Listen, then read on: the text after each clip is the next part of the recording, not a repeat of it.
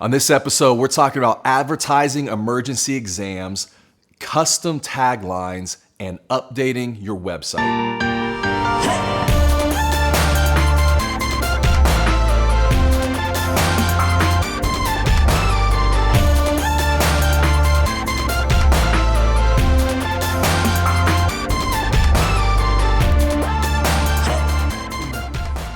Hey everybody, what's up and welcome to the 88 Dental Marketing Show.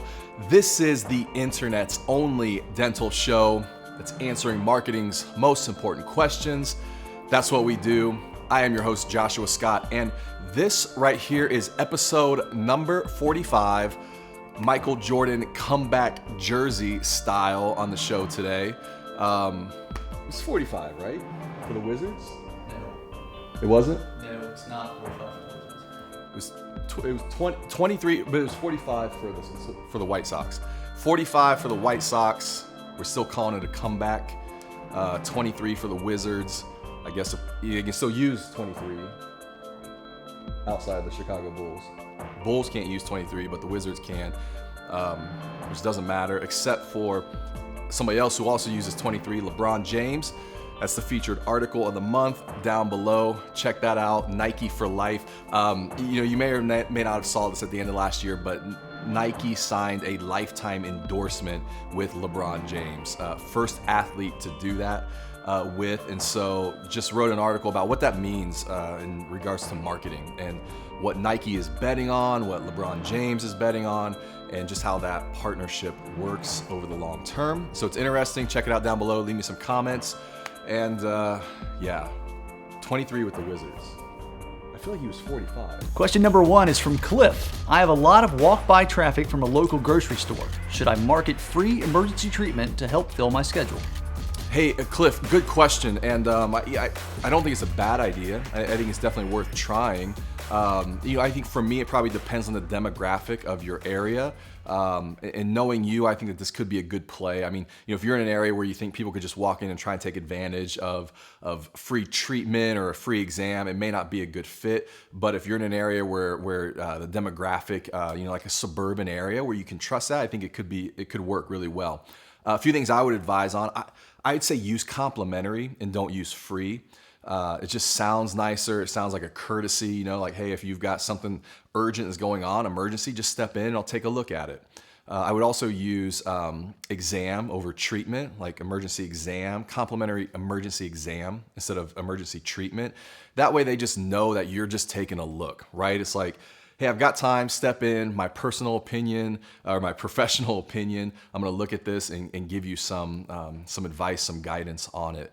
I think you can do that any day of the week. They come in, they get an experience your practice. Hopefully it's a good fit, friendly staff, and they go, wow, this is a place I'd like to come. I think what it also does is there are people out there that are just looking for second opinions. And so I think that captures maybe some of that market. That could be a really good play. I don't like marketing second opinions because it makes it sound like, it makes it sound like you're trying to steal, free second opinions offered. It just doesn't come off right. But if you market a complimentary emergency exam, you'll get people that come in just for second opinions, one another look at it, and I think you can really capitalize on that. Our second question from Dr. Lay. Shouldn't a tagline be custom and short? Dr. Lay, this is a really good question. A tagline is supposed to do a few things. Number one, it needs to be catchy. It needs to be simple, sticky is what we call it, right? I mean, a tagline is really a mnemonic device. It's a mnemonic tool. So you're just trying to get people to remember something and about your practice and about about dentistry, your dentistry. And so you want to create something that really sticks out in their mind. It's really easy to grab a hold on and to remember, okay? Secondly, it's really about efficiency. I mean, it's really about economy. It's saying something in the least amount of words possible, okay? So take for instance, here's a tagline we've been working on with the client, and it started off as your dental wellness partners for life, right? Cool concept, dental wellness partnership. It just sounds a little wordy, sounds a little bulky. So you can trim that down, your wellness partners for life. Right? It's better, but you can even go one step further. Wellness partners for life. Bam, punch. People remember that, and you're out. So when creating a tagline, yeah, you want it custom, you want it to feel, you want it to be efficient, economic, and just super simple that people can remember. The other thing about taglines is the most advice I give people is find 2 values of your practice, right? So dental wellness and partnership, and put something together along those lines. So for example, maybe you say you like modern and advanced and technology and some of those words, right? But at the same time, you have a very friendly team and a caring staff and you want to be hospitable. So take friendly and hospitable and put that together with advanced technology, and you could do something like modern, like welcome to modern, right? Such and such dental, welcome to modern. And so it's taking 2 values, 2 concepts, putting them together in a way where you can say something very simply, very straightforward that patients will remember in their mind. Question number 3 from Rhonda. Is it worth just updating my site, or do I need to get an entirely new one? Hey, Rhonda, anytime I get this question, I always ask a question back immediately, and that is, how old is the site?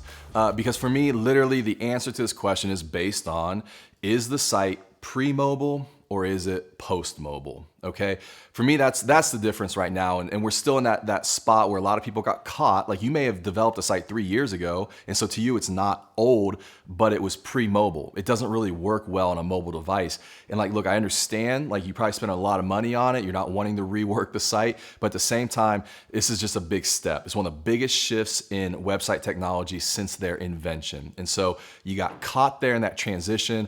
I'd say you got to update the whole thing.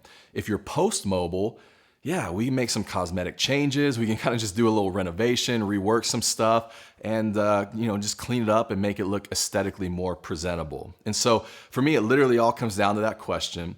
I realize that you're probably asking it thinking about how much you need to spend, right? And typically somebody who asks me that question, yeah, they got caught. Like, it's been 2 years or 3 years and they spent a lot of money on a site and they're like, I don't want to spend that much on a site again. And I get that. On the whole, I'll just tell you, because we live in this space, I see lots of website companies. I interact with lots of them. The website industry has settled down enough now that on the whole, you get what you pay for. And so, if you're thinking, hey, I've got somebody that can put together a site for $4,000, $5,000, $6,000 and make this all work, I'm like, they might be able to, but it might not happen the way you want it to, or they may just be very, very unresponsive, and they may get a site up, but their customer service and support on the back end may just be horrible. On the other side, you may think $12,000, $15,000, $20,000, $24,000 for a site is a lot, but man, if this is your digital hub and your digital universe, like everything links to this, I don't think that that's unreasonable for a site. And I also don't think that that's unreasonable for a company that knows what they're doing, can build what you need and what you want, and can also support it and give you the back end like structure once the site is done to continue to improve it, build upon it, maintain it, be there and be responsive to you. And so those are the things you got to weigh out. I know that behind this question, it's really a question about cost. I get that.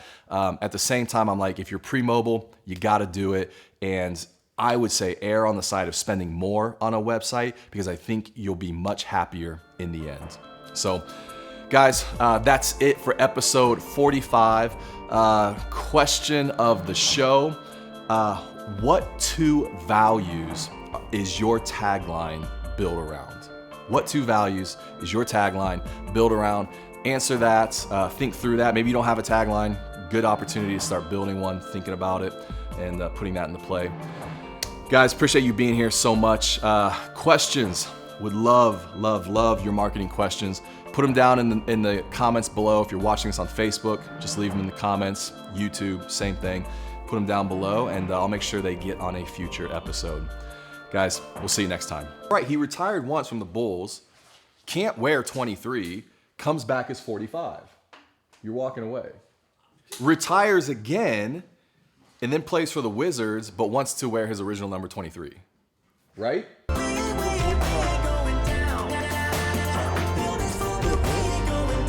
Right. He retired. Oh, I got it now.